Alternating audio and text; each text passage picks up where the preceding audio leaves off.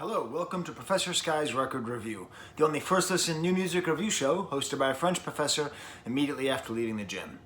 So today I'm going to be finally reviewing Conduit by Machinegum.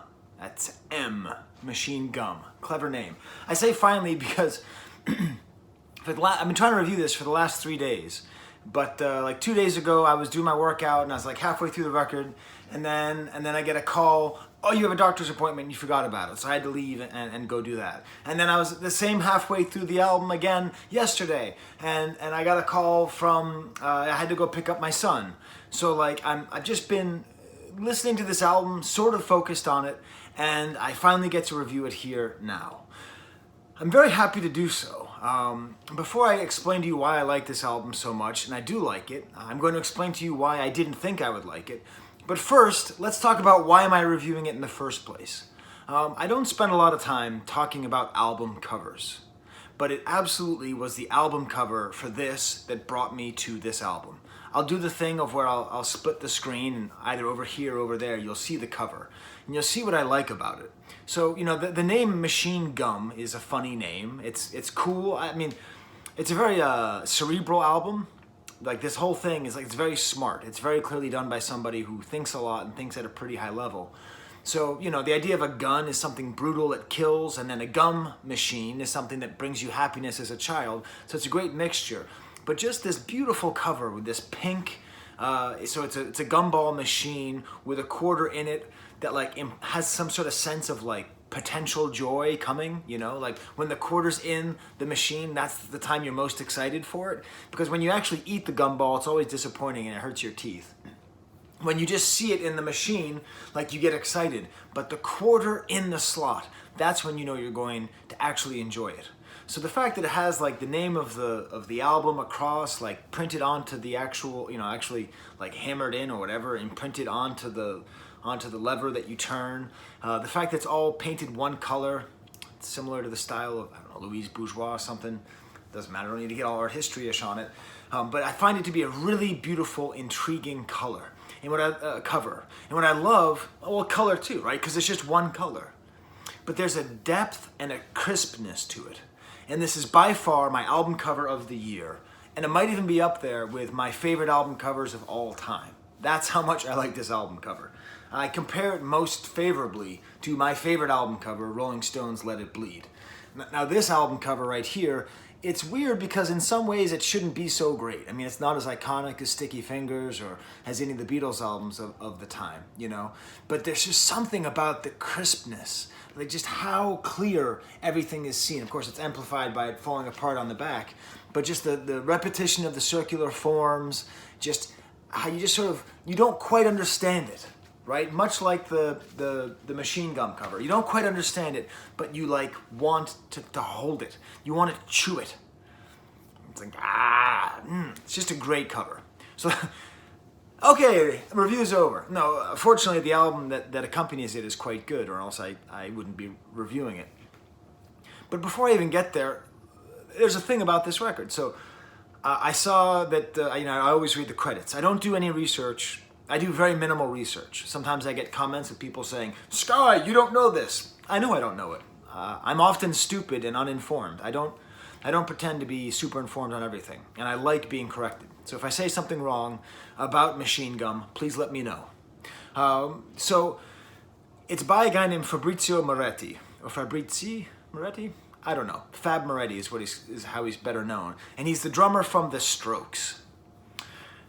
Now, I'm 42 years old, which means that when The Strokes came out, I was already basically through college, which is about the worst time to be introduced to the hot new rock and roll music, you know?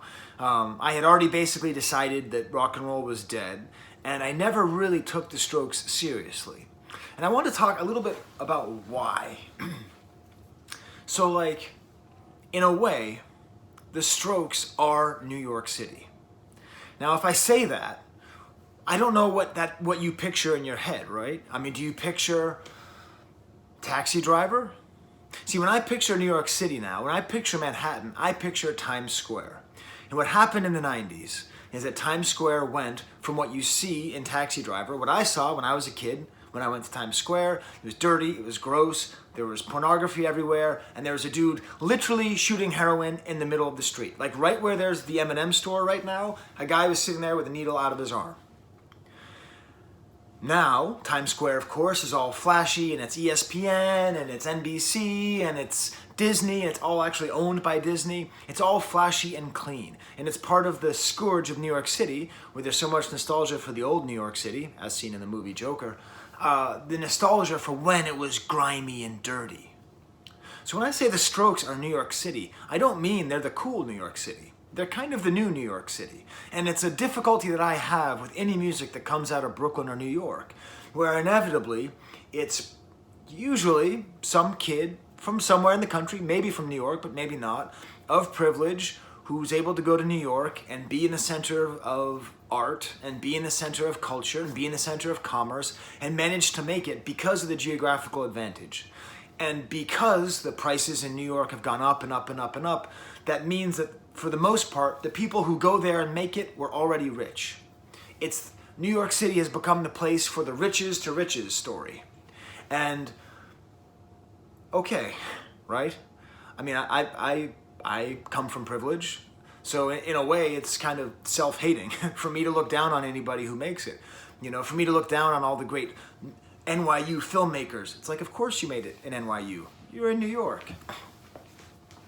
So the fact that when the Strokes came up, part of their narrative was that they met at a prep school in New York City, I felt like I'd met all these people my whole life. I know these people. These are just super rich kids who get to have music and play it in the basement. But realistically, I was an idiot. Because, I mean, really art and musical genius and creation, the thing is, for most of history, art has actually been reserved for the wealthy and the aristocrats, right? I mean, it makes sense, right? I mean, if you're out in the fields working 12 hours a day and then falling asleep and impoverished and not able to afford instruments and basically a serf your entire life, you're not going to have the leisure or the ability to create music. You're not going to have the ability to become a wise philosopher or to become any of these other kinds of domains of sophisticated intellectual artistic life. They were for the most part for the leisure class, for the aristocracy. So when that changed in the 19th century, you know, when the myth of Van Gogh basically took over and all artists thought they had to be starving, it really poisoned us to think that suffering and art have to go together. And I think that's just not accurate. It's just not true. I think that to presume that an artist who comes from wealth is inauthentic is just as bad as assuming that an artist who comes from nothing is inauthentic. That what we have to do as a society and as intellectuals is do our best to remove class from taste. If we can do that, I think we will have gone a long way to erase the evils of feudalism that still live in our capitalistic system. I still haven't started reviewing the damn record. I promise you I will get to the album Conduit by Machinegum. But I just want to get on this little thing because, like, I've never really taken the Strokes seriously because I'm a self-hating, privileged, straight white male. And when I hear privileged, straight white males making music, I'm jealous. And also, I just think, well, they're not the real New York City, man. I like the real New York Dolls, Ramones, man. You know, Curtis Blow, you know, hip-hop, that's the real New York City. No, Times Square is the real New York City too. And then the killing blow to my take on the Strokes was when that kid, when Shia LaBeouf wore the Strokes t-shirt in Transformers. And I recognized that, like, some Hollywood idiot thought that that was relating to me as a young adult. And it just didn't. In time, I came to actually buy the Strokes' second album, and I love it. I actually like the Strokes now. But I sort of wanted to get you to get here to this point. What does the drummer... I mean, if you told me that the drummer from the Strokes released an album, I would have no opinion of what that was going to sound like. I would have no impression. I don't even really think of their drummer. Like, I can't think of anything special that their drummer has done, which actually... is sort of a point in their favor. I like subtle drummers. Like, you know, Charlie Watts is one of my favorite drummers. He's subtle. Ringo is one of my favorite drummers. He's subtle. Of course, I love John Bonham and all that. So, it's interesting because I had both preconceptions about what it was going to sound like and no preconceptions at the same time. So let's get to it. Let's get to this album. The one biographical bit I read was that this guy dropped out of a SUNY school, I think New Paltz, to be in the Strokes. So I teach at a SUNY school. So Fab Moretti, if you'd like to pursue a degree in French, just put a message. Send me a message, okay? I'll help you major in French. There's a lot of French. Even the name Conduit is the French word, the past participle of to drive. Conduit. So, because you would drive water along. Conduit. Okay? So anyways, I'll see you. I'm teaching 350 next semester. It's a conversation class with film. I think you'd like it. This album, 10 minutes and 45 seconds into my review, after talking about not talking about it, and talking about New York City, and talking about the Strokes, is a real pleasure. It might even be a masterpiece. I don't use that term lightly. Now, I don't review anything I don't like, so you know I at least like it. But it might be a masterpiece. Now I've heard it basically 1.5 times. It's excellent. It's very atmospheric. I think that's mainly because of the way he sings. He doesn't have a lot of character to his voice. It's very low. But what he does is he uses his voice well. He usually doubles it. He'll maybe put a little bit of distortion or compression on it. And even though he doesn't have a ton of character to his voice, like he doesn't have the charisma of a lead singer, the sort of laconic nature of it goes really well with the rest of the music. I was thinking about the nature of the sound of today.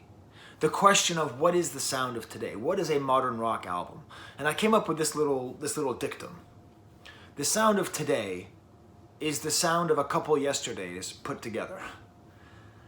And so this album is like somebody who loves New Order, loves Tears for Fears, loves disco, and just sort of like puts them all together along with basically how the Strokes sound as well. And it's not derivative. Like the whole album is very 80s sounding, but it's not really derivative. It doesn't sound forced. I think it's just the sound of today. I think when we look back at this time, this weird, heterogeneous, every genre all at once, we're just going to recognize this is our delayed miscomprehension of the internet. I don't know. So it's a real pleasure. And another thing I'll say is the album lyrically is outstanding. Much like his drumming. And there isn't a lot of drumming on the record. That's my main beef. There's a lot of drum machine, but not a lot of drumming. But when there's drumming, it's good. But much like a good drummer that I like that's subtle, the lyrics are subtle on here. But they're completely unified. It's entirely about a breakup. It's entirely about love lost. Every single song, whoever Fab Moretti is, whatever he's doing, he just broke up with somebody. And he's sad about it. But he's also realistic about it. Like, he's in mourning, but he's already reached the stage of acceptance. And he's written this whole album in that stage of acceptance. Damn, that's really well. Those aren't in my notes. I'm really happy with the way I said that. Okay. Video's long enough, Skye. Keep going. So, he's in mourning, but in the stage of acceptance, and all the lyrics are written there. And I've done like 4 or 5 reviews of breakup albums. It's a very good theme. I think it's great. It's a great way to get through love and pain and all those things. But this is the first one, I think, by a man. And it's nice to hear the sensitivity, the vulnerability from a man, the pain and the loss. So I'm going to go through all the tracks. But first, I'm going to play you just a sample of a track from here. I don't know which one I'm going to pick. I'm just going to put up the album cover and I'm going to play it. And what I'm going to do is I'm going to pick one of the parts of the album that's very consistent, that has a good example of the atmosphere, which is often almost like giallo music, you know, like kind of 80s synthesizer-y, like kind of underwater, distant sounding. Very well layered music, synthesizers, sometimes real guitar, sometimes real drums. The doubled voice, the kind of downbeat tone, the tempered tone of everything. And I'm just going to play 14 seconds of it for you to avoid getting copyright struck. And I'll put up the album cover when I do that.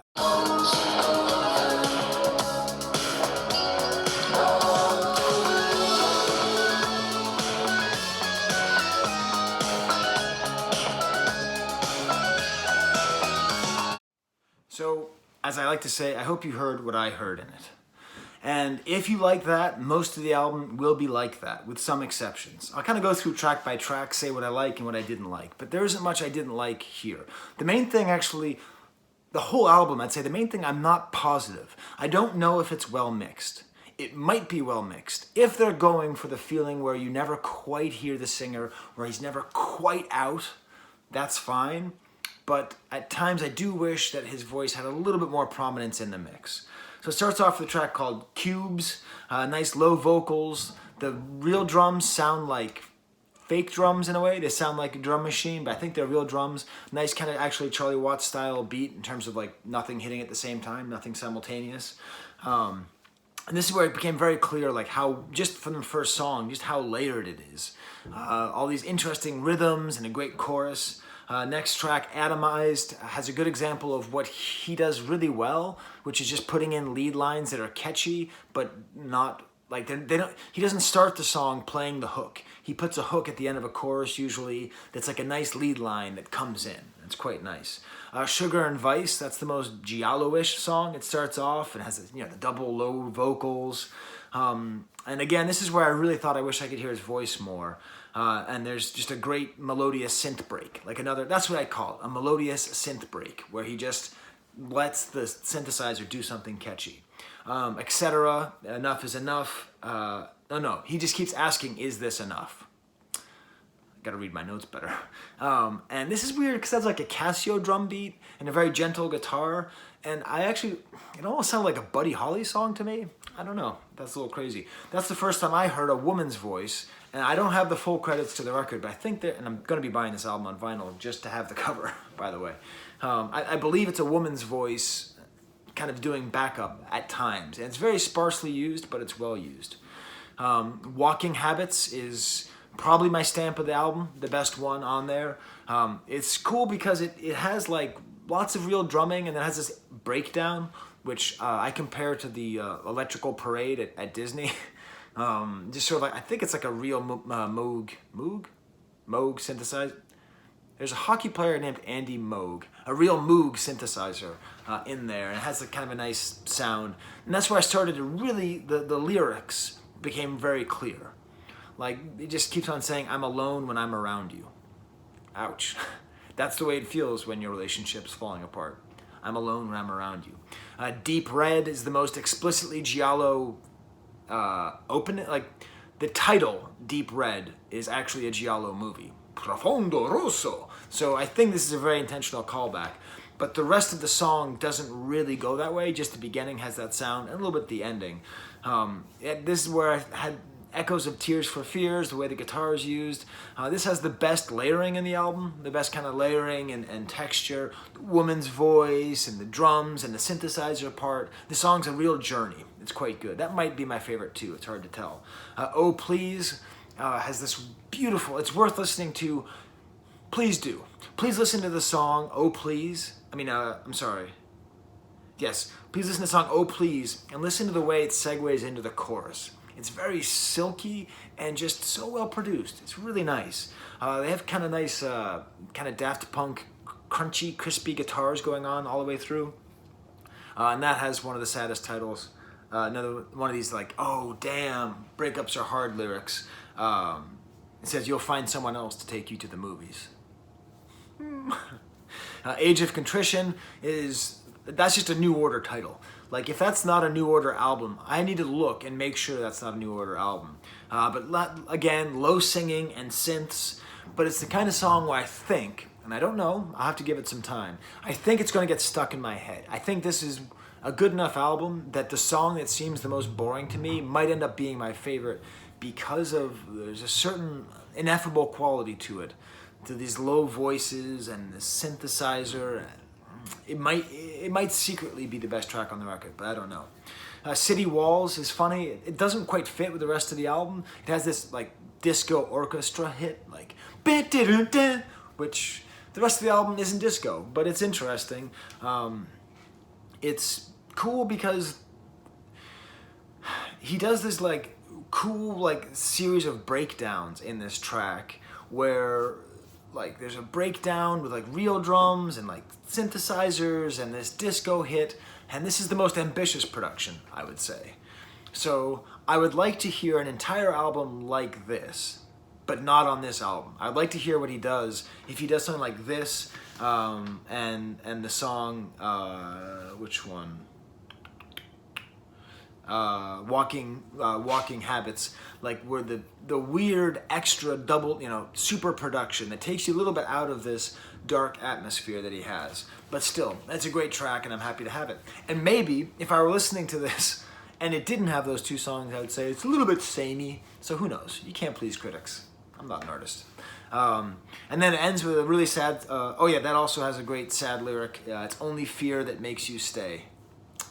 Which, again, if you're in a bad relationship, that's often the case.